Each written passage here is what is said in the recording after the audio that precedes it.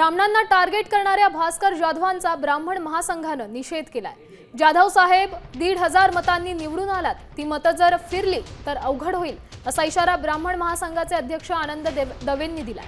तर मी लगातार 4 वेळा निवडून आलोय, निवडून येणार हे सांगणारे ते कोण असा पलटवार भास्कर जाधव यांनी केला।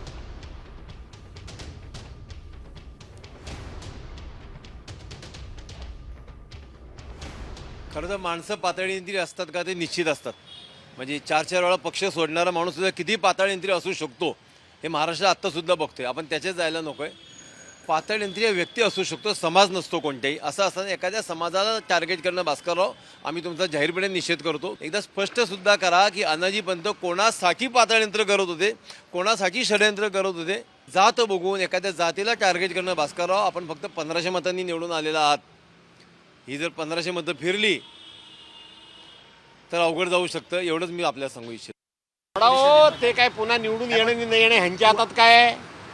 ह्यांच्या हातात काय आहे? लगातार 4 वेळा मी निवडून आलो, ते कोण सांगणार मला मी निवडून येणार की नाही? मी चिपळूणमधून 3 वेळा निवडून आलो, 2 वेळा 3 वेळा आलो। हे काय मला शिकवतात? आणि हे काय ह्यांच्या हातात काय आहे? म्हणजे हे किती, मी जे म्हणतो ना पाताळ यंत्री, ह्यांना राग आलाय, ते हे पाताळ यंत्री असे आहेत की पुढच्या वेळेला तुम्ही कशी निवडून येऊ शकता? तुम्ही कोण ठरवणार? लोक ठरवतील। आता isakal.com आहे देशातील नंबर 1 ची मराठी न्यूज वेबसाईट। प्रत्येक अपडेटसाठी isakal.com ला नक्की भेट द्या।